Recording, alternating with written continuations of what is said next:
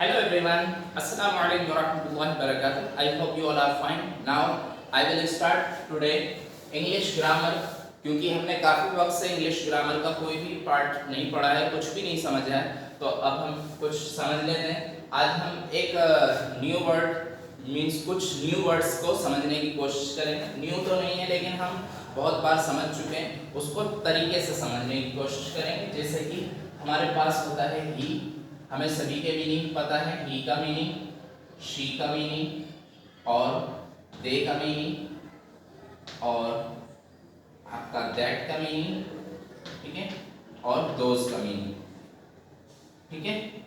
इन सभी का मीनिंग हम अच्छी तरह जानते हैं। क्या होता है इन सभी का मीनिंग? इन सभी का मीनिंग वह या वो होता है। कभी कभी हम वह बोलते हैं और कभी कभी हम वो बोलते हैं। तो अब देखिए इनमें हम कब कहाँ कैसे इस्तेमाल करेंगे। अब मान लीजिए वो लड़का जा रहा है, तो अब हम कौन सा वह लगाएं, यानी सभी का मीनिंग वो है। तो अभी हम इनको दो कैटेगरीज में बांटेंगे, ये एक कैटेगरी और ये दूसरी कैटेगरी।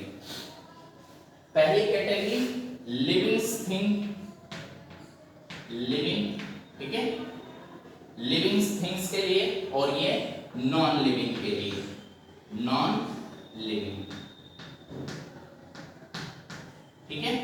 ये नॉन लिविंग, ये लिविंग। लिविंग मीन्स जो जानदार हो और नॉन लिविंग जो जानदार ना हो। फॉर एग्जाम्पल लिविंग कौन कौन है? आदमी यानी इंसान, और जानवर, ये सब क्या है? लिविंग है, ठीक है। और इसी तरह अगर हम नॉन लिविंग की बात करें तो नॉन लिविंग, लिविंग और नॉन लिविंग में क्या डिफरेंस होता है? जो चीजें हरकत करती हैं खुद से वो लिविंग है, और नॉन लिविंग वो चीजें हैं जो खुद से हरकत नहीं करती हैं। फॉर एग्जाम्पल अब आप करेंगे साइंटिफिक तरीके में, सर पेड़ पौधे तो लिविंग है बट वो हरकत नहीं करते हैं, तो वो नॉन लिविंग कहलाएंगे, ठीक है। तो लिविंग जो चीजें खुद से हरकत कर सकती है वो लिविंग, और नॉन लिविंग वो चीजें जो खुद से हरकत नहीं कर सकती। तो यहाँ नॉन लिविंग में हमारे पेड़ पौधे और पत्थर, लकड़ी, ये तमाम चीजें क्या है? नॉन लिविंग है। और लिविंग क्या है? जानवर, इंसान, ये सब क्या है? लिविंग है। तो अभी हमने सीखा ये सब चीजें लिविंग के लिए इस्तेमाल होती हैं, ये नॉन लिविंग के लिए। लेकिन इसमें भी हमारी दो कैटेगरीज हैं। ये हमारा सिंगल चीज के लिए इस्तेमाल होता है, ही और शी, ठीक है। ही और शी का हम सिंगल चीज के लिए इस्तेमाल करते हैं, इसका इस्तेमाल हम प्लूरल चीज के लिए, यानी एक से ज्यादा के लिए हम दे का इस्तेमाल करते हैं, इसका इस्तेमाल हम सिंगल चीज के लिए करते हैं। इसी तरह हम दैट का इस्तेमाल सिंगल चीज के लिए करते हैं और दोज का इस्तेमाल प्लूरल चीज के लिए, यानी ये सिंगुलर के लिए और ये प्लूरल के लिए, ये सिंगुलर के लिए, ये प्लूरल के लिए, ठीक है। अब इनको एग्जाम्पल के थ्रू समझने की कोशिश करते हैं, ठीक है। एग्जाम्पल ले लेते हैं कुछ भी, जैसे कि वो सो रहा है, वह सो रहा है, सो रहा है, ठीक है, क्लियर। अब यहाँ पर सोता कौन है? जाहिर सी बात है जानदार चीज ही सोती है, बेजान चीज तो नहीं सोती, ठीक है। तो वह सो रहा है, तो अब यहाँ पर हम वह का इस्तेमाल ही या शी में करेंगे। अब ही और शी कैसे डिसाइड करेंगे? हम उसको पढ़कर समझेंगे कि वो, अब यहाँ पर अगर मैं कर दूं रही है तो वो क्या हो जाएगी, यानी ये मेल के लिए हम इस्तेमाल करते हैं और ये फीमेल के लिए इस्तेमाल करते हैं, ठीक है। तो यहाँ पर मेल है तो हम क्या इस्तेमाल करेंगे? He is sleeping, he is sleeping, ठीक। तो यहां पर ये सेंटेंस अगर हम चेंज कर दें थोड़ा सा, वह सो रहा है की जगह पर हम कर दें वह सो रहे हैं, रहे हैं, ठीक है, वह सो रहे हैं। अब सेंटेंस चेंज हो जाएगा। क्या चेंज हो जाएगा हमारा?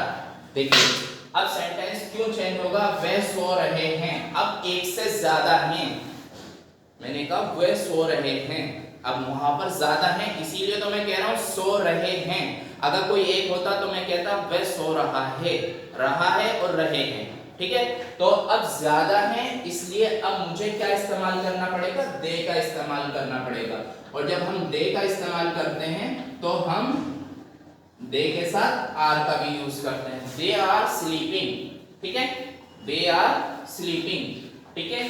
तो अब ये जो इस्तेमाल कर रहे हैं ऐसा नहीं है कि लड़कियों के लिए कर सकते हैं या लड़कों के लिए कर सकते हैं, दोनों होंगे तब भी कर सकते हैं, सिर्फ लड़के होंगे तब भी कर सकते हैं और सिर्फ लड़कियां होंगी तब भी कर सकते हैं। तो दे का इस्तेमाल हम किसी भी ग्रुप के लिए कर सकते हैं जो ज्यादा हो एक से, ठीक है।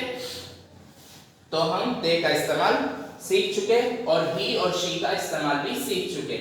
मुझे उम्मीद है आपके बात समझ में आ गई होगी। चलिए अब इसी तरह हम नॉन लिविंग के बारे में समझते हैं। नॉन लिविंग यानी दैट और दोज का इस्तेमाल। दैट कोई सिंगल चीज, जैसे कि वो किताब मेरी है, वो किताब मेरी है, किताब मेरी है। अब इसमें ये क्या है, किताब नॉन लिविंग है, ठीक है, किताब जो है वो नॉन लिविंग है। तो अब इस किताब के लिए हमें इस वह का मीनिंग चेंज करना पड़ेगा। इट मींस यहां पर हमें दैट का यूज करना पड़ेगा क्योंकि किताब क्या है, नॉन लिविंग है। तो वह के लिए हम दैट का इस्तेमाल करेंगे, ठीक है। That book, that is my book. Sorry, हम क्या करते हैं, पीछे से सेंटेंस को आगे की तरफ बनाते हैं। सबसे पहले सब्जेक्ट लिखते हैं और फिर पीछे से आगे की तरफ सेंटेंस बनाते हैं। तो दैट इज माई बुक, ठीक है, दैट इज माई बुक। अगर हम कर रहे हैं वह किताबें, किताबें कर दिया हमने, वह किताबें मेरी हैं, तो अब क्या होगा, ये दैट और इज हमारे चेंज हो जाएंगे किसमें, those are, those are, those are my books.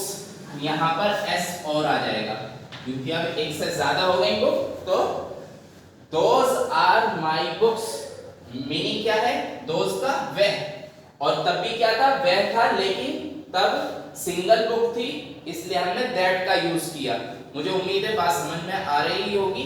जब हम सिंगल चीज का इस्तेमाल करते हैं तो दैट का इस्तेमाल करते हैं, जब प्लूरल चीज को इस्तेमाल करते हैं तो दोज, ठीक है। चलिए अब मिलते हैं नेक्स्ट वीडियो में और इसी तरह की वीडियोस अब मैं बनाया करूंगा थोड़ा, फिर एग्जाम के बाद हम नई चीजें सीखेंगे ग्रामर में। चलिए मिलते हैं नेक्स्ट वीडियो में। अस्सलाम वालेकुम।